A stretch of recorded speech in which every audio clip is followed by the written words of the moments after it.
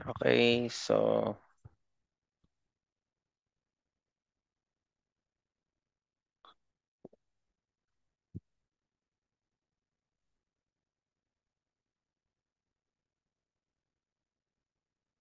ito yun.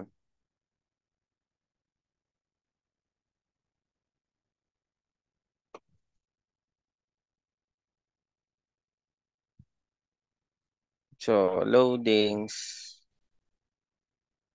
Ito. So, add, reference load. Ayun, lipat lang sa kabila. So, add. So, na-add naman po dito. Ayan. So, pero yung sa'yo ba, lumalabas yung DL1, DL2 dito? Ang problema, naka-gray ba to? Hindi na pipindot yung add, no?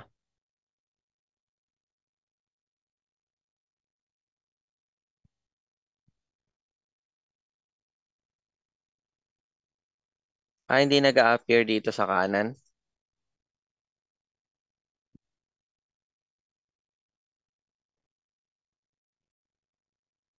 Pero hindi naman lumalabas tong no combination has been defined. Hindi naman. So, sa version lang yan. Send ko na lang din to. Okay. Sige po.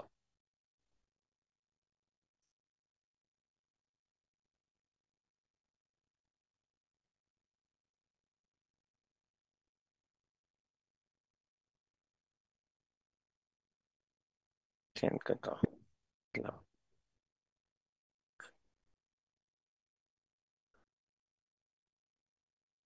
So, lagyan ko lang siya ng distinction.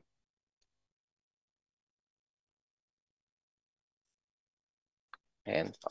Okay. So, pa-download na lang po yan.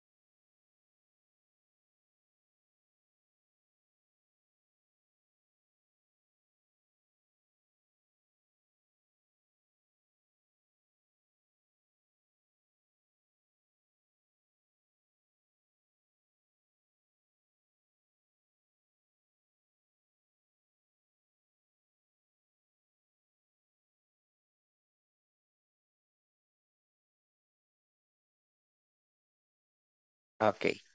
So, ngayon po, ay punta na tayo sa load cases details. So, we need to define na yung primary load cases natin. So, madali lang to. So, load cases details, select natin yan. Okay. So, add. So, that will be earthquake. So, nasa primary tayo, no? Yun naman yung unang-una. So, earthquake X. So, EX, that is seismic horizontal. So, add. Sunod, easy. Seismic horizontal pa rin yan. Then, DL1 as dead. DL2. Okay. So, LL1, LL2, and LLR. Okay? So, yung 7 load cases. So, load cases details, add. Then, pakicreate po yung 7 load cases.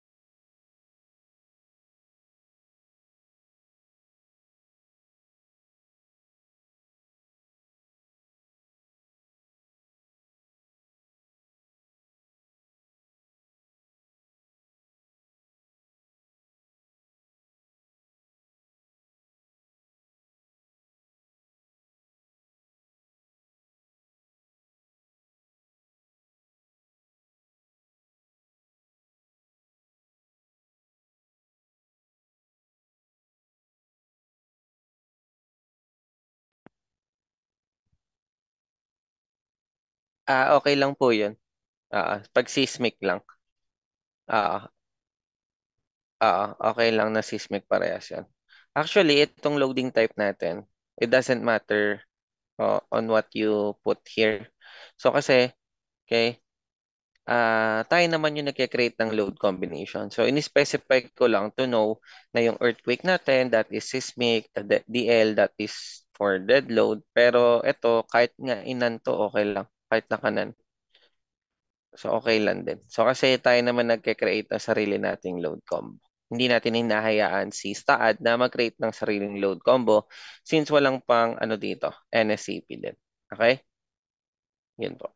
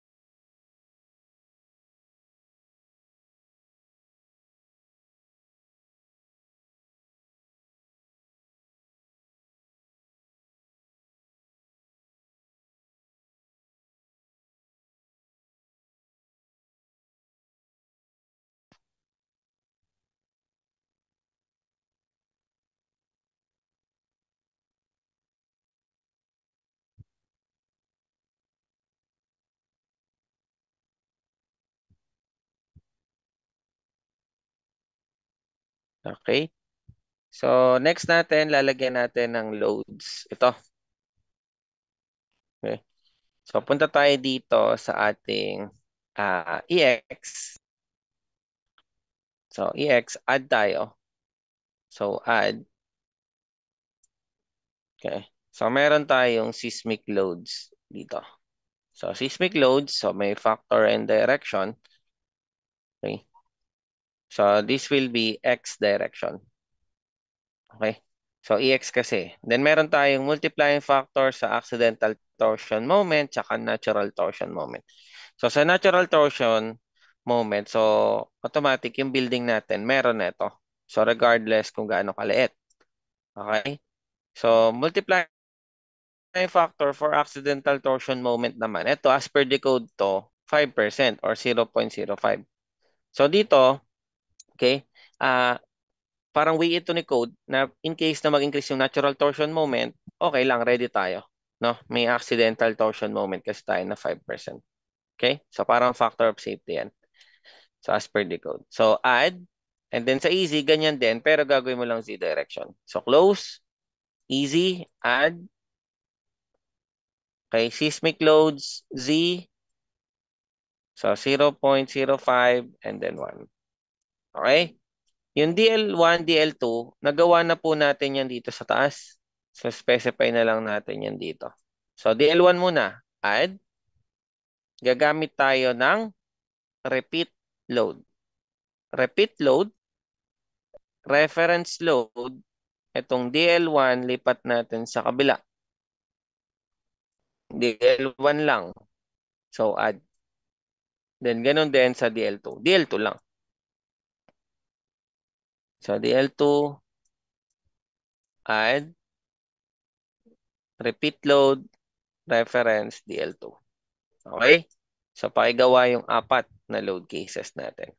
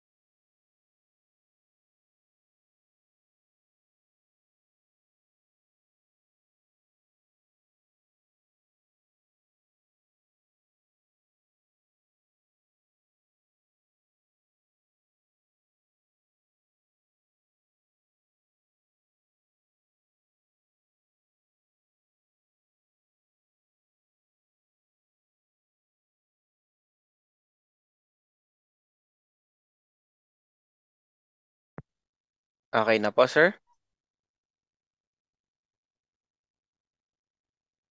Okay. So, LL1 tayo.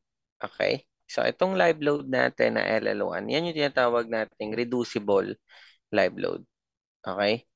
So, pag sinabing reducible live load, allowed tayong i-reduce yan as per the code. Okay?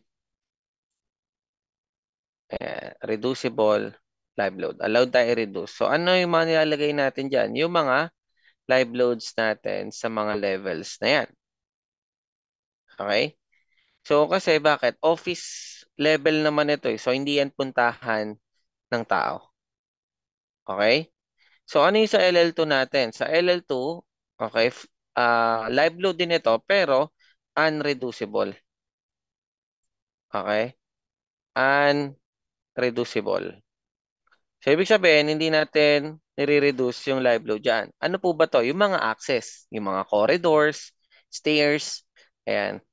So, kasi in case syempre uwian, maraming tao ang pupunta doon, magkukumpol-kumpol. So, dapat hindi natin i-reduce. Okay? So, ganun yung concept. Then, yung LLR, that is the roof live load. Okay? Roof live load po ito. Ayan. Ito lang siya, yung sa taas. Okay? So, na-discuss na natin to. Ay, hindi pa pala. Puntahan natin sa code, yung minimum design live load natin. Ito. Minimum uniform, okay, live loads. So, office, other offices, 2.4. Ayan. So, 2.4. Pero kapag mga call centers and business processing office, 2.9. Okay? So, 2.4. Okay? And then, sige po, ano po yung question?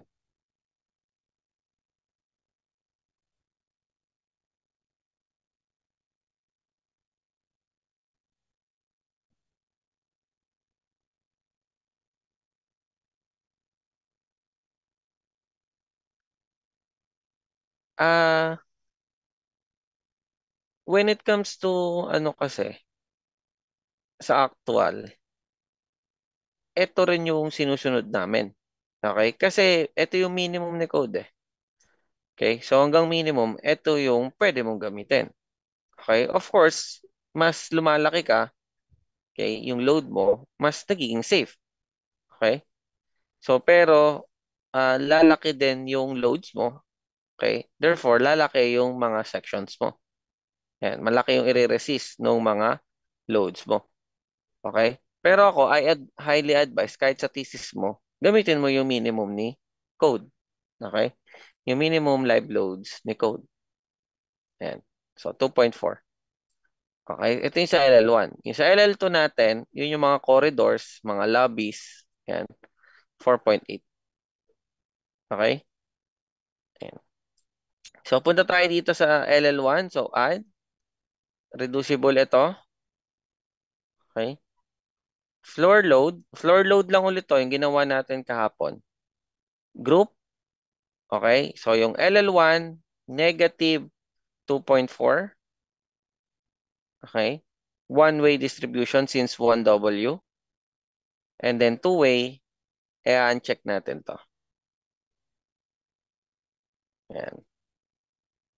Next is LL2. Add tayo. Okay? Floor load. Group. Okay? So, ito, negative 4.8. One-way. Okay? Then two-way, uncheck. Then yung sa LLR natin, ito rin po yun. Ayan. So, let's say, di pa, Dex. Pwede natin gamitin yung pang-residential eh. Ayan. Dex. Roof deck kasi to. Roof deck din naman yan. Okay? So, pwedeng, eto. Ayan. So, same serve as the occupancy. Roof decks. So, 2.4. Pwede rin. Pero tayo, 1.9 yung ginamit ni author dito.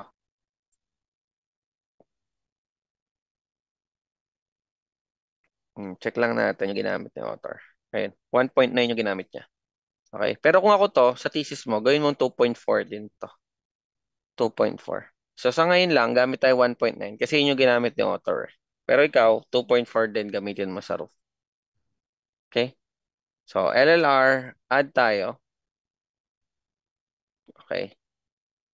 Yan. So floor load, group, negative, 1.9, one way, and then two way, uncheck natin to. Okay? So sige, pakigawa na yung mga live loads natin.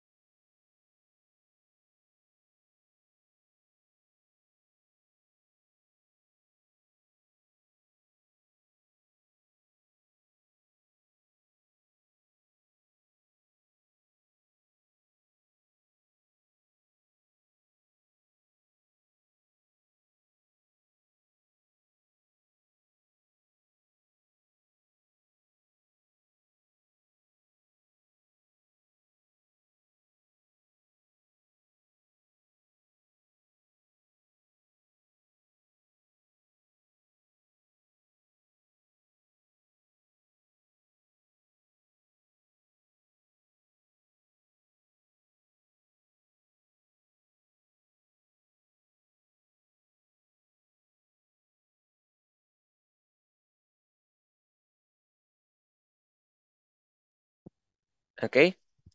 So ngayon, punta tayo muna dito sa analysis para makita natin okay, kung may error ba sa model natin. So mag-perform muna tayo ng analysis dito. So analysis, okay, analysis, define commands. So define commands, okay, click lang tayo ng add. Okay? Then close. Ayun o, meron ng perform analysis dito. Then tsaka tayo mag-run ng analysis sa taas. Okay? So click mo lang yan.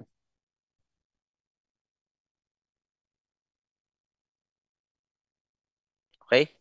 So, zero errors, one warning. So, yung warning na to, okay lang to sa updated version to ng STAAD. So, kasi parang wina-warningan tayo na marami siyang memory na gagamitin sa ating laptop or computer. Okay?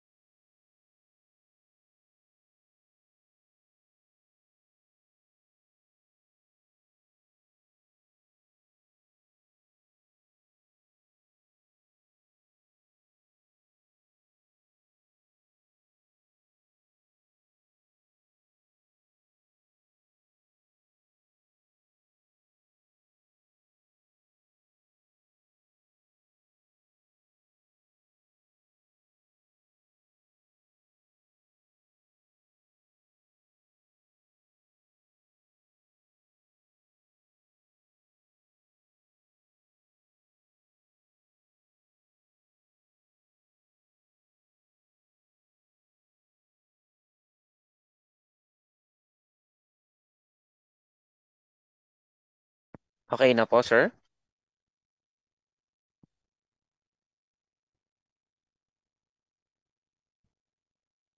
May error.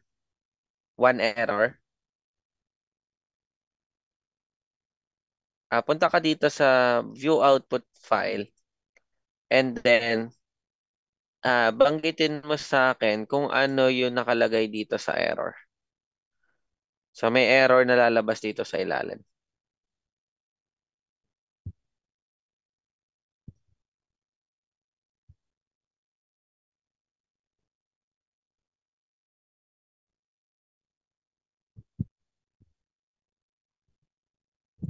What yung sa reference load. Yan. So maraming reason kung bakit yan, okay, nag-error ng ganyan. So punta ka dito muna sa loading, number one. Punta ka sa loading, okay? And then double check mo yung sa reference loads natin. Dito sa reference load definitions, click mo, double click mo yung DL1 kung lalabas ba yung loading type na dead.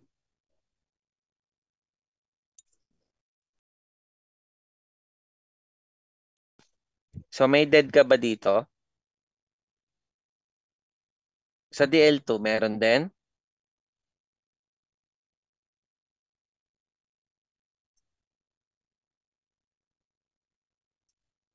Okay.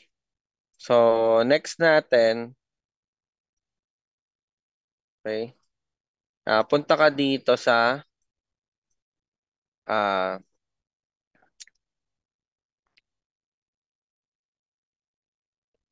close mo muna yung file kasi nagbabag yan eh. Nawawala yung sa specifications mo. Okay? So, close mo muna yung file. Eto, may close po sa taas, sa top left. Hover mo lang yung mouse. Tapat mo yung mouse para makita mo yung close. Okay? Ayan. And then, buksan mo lang ulit. Kung ano yung nasa unahan, yun lang din yung file mo. Okay?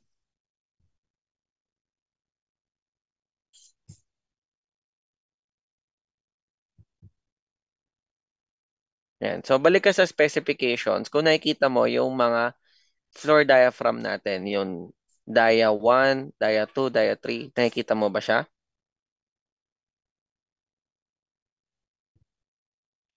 Okay. So, gawin mo, i-delete mo lahat to. Delete mo lahat. Tapos, close mo ulit. Pagka-delete mo, close mo yung file, tapos open. Okay, gumagawa tayo ng workaround ngayon kasi nagbabag ata dyan sa version mo. Okay. So, delete mo lahat, close ulit yung file, open mo ulit, then define ka ulit ng floor diaphragm. Tapos, run analysis. Okay? So, ayan. So, ito yung mga distances natin.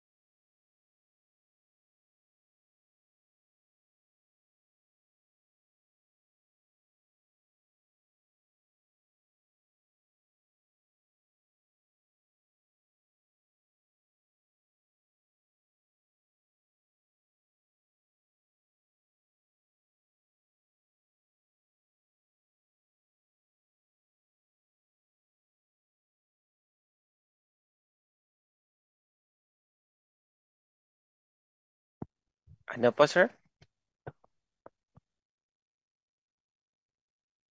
Bali, i-run analysis mo siya. Tapos check mo kung may error pa din.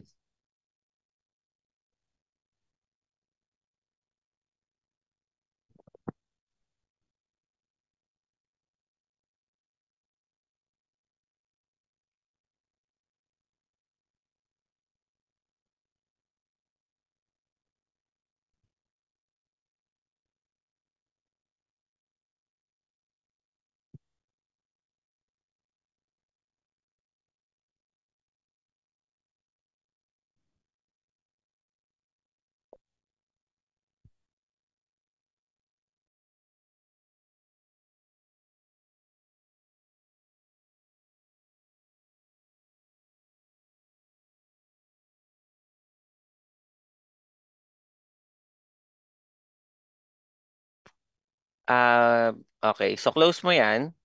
Balik ka naman dito. So balik ka dito sa properties. Makikita mo nawawala yung sa 5,000 PSI or 5,000 na material mo. So punta ka sa materials. Materials. Hanapin mo dito yung ginawa mo which is yung 5,000. Okay? 5,000. And then assign to view mo. Yan. Assign to view. Okay? And then run mo ulit yung analysis.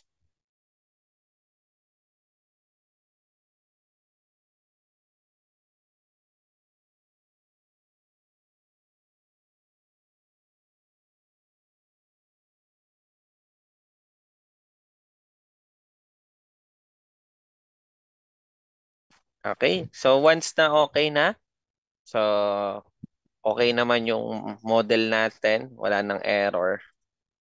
So ang gagawin na natin ngayon is magche-check tayo ng Bayesier. Okay? So yung Bayesier po natin, kumbaga, gusto natin itugma siya sa manual calculation. So meron po tayo ditong,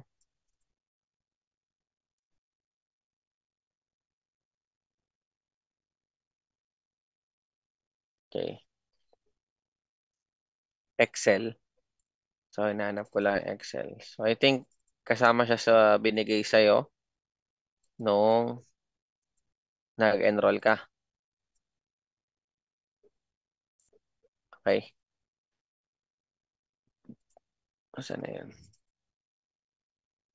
Ayan.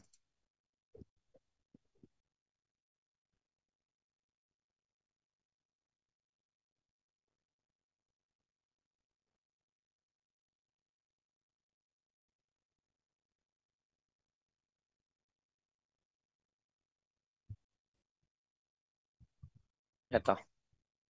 Okay? So meron tayo ditong UBC 1997 seismic. So ito ay, okay, ito. I-check natin, okay, kung tama ba yung Bayesier. Okay?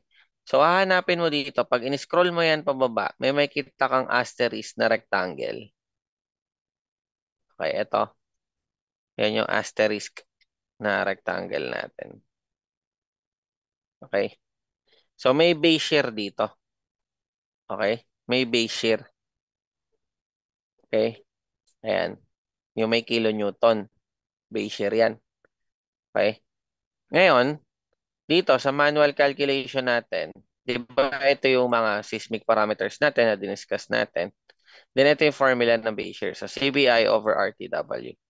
Okay? Pero meron tinatawag si code na total design Bayesier need not exceed. Ibig sabihin, this is the maximum. Okay? Maximum Bayesier. Pag lumagpas ka dito sa maximum, ito na yung gagamitin mo. Then meron tayong minimum. Okay? So design Bayesier shall not be less than. Pag lumayat ka pa dito, ito na yung gagamitin mo. So tayo, pasok naman tayo doon sa maximum minimum, 6,065.38. So okay siya. Check natin kung yan din ba yung ginamit. So 6,065.38. So tugma siya. Okay? Tugma. Yan. So, ganun, sa ganung paraan, nagkakaroon tayo ng extra confidence doon sa ating software. Okay? Yan. So, ang gagawin na natin ngayon, since okay naman na, maglalagay na tayo ng load combo. Yung load combinations natin, general naman po ito kay code. Okay? So, general to kay code. Puntahan natin sa NSCP. Okay? Yan. So, basta strength ang pinag-uusapan, regardless kung ano yung ide-design mo. Okay, mapa beams, columns, shear walls, footing. Basta may strength, ito yung gagamitin natin, yung strength design combinations. So, ibig sabihin, mga bakal. Ito. Okay? Then, yung 200 series natin, gagamitin natin yung special seismic load combination to check the drip. Okay? Yung drip. Okay? And then yung 300 series natin. So, lista ko na nga yung mga series. Kasi dito sa Extractures, gumawa at si author ng series. Okay? Para madali nating maintindihan. So, yung series, 100, ito. Okay? Yung 200 series, okay? Pang special seismic. Okay? Pang check ito ng drift. Drift check. 300 series naman, okay? Ito, yung alternate basic load combo. Okay? Yan naman yung pang size ng ating footing. Okay? Then yung 400 series natin, ito naman ay, okay, ito rin po yun. Pero pang footing. Ano yung pinagkaiba niya sa 100 dito kay 400? Kasi parehas lang naman ito eh. Diba? So ito may orthogonal effect ng earthquake. Ito wala. Ano yung orthogonal effect ng earthquake? So let's say may top view tayo ng building. Hindi lang po kinoconsider natin yung isang direction sa earthquake. Okay? So let's say EX. Pag nagko-consider tayo ng EX, we need to consider the 30% ng other direction, which is yung easy. Para ma-account mo itong direction ng earthquake na to. So parang hitting two birds with one stone. Na-consider mo to, na-consider mo to. Okay? Yun yung orthogonal effect. Okay? Sa footing, wala kasing orthogonal effect. Okay? So ito na lang. EX at easy lang. So para hindi ka na mahirapan gumawa ng load combination. So meron tayong Excel. Okay? Excel na, okay? Excel, notepad na nandyan din po sa sinend sa inyo sa email or I can send naman sa ating chat box. Okay? So ika-copy natin to. So copy. Okay? Kakopy natin to. Yung load combination lahat. And ipe-paste natin yan doon sa command file editor. Okay? So command file, okay? Ipe-paste mo siya before or bago mag-perform analysis. Control V. Okay? So, save, close. Makikita mo na yung load combinations natin dito. Okay?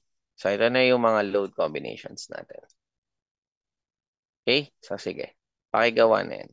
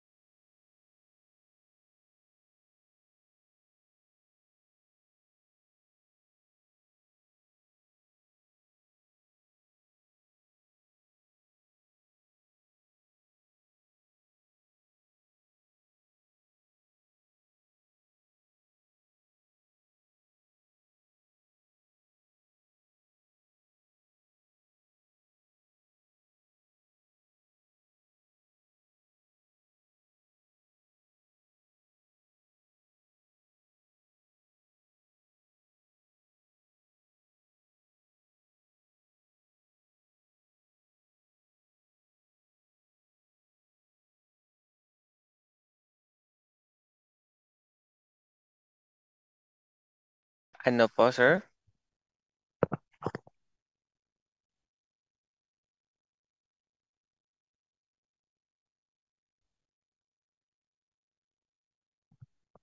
Medyo hindi po maintindihan yung mic, sir.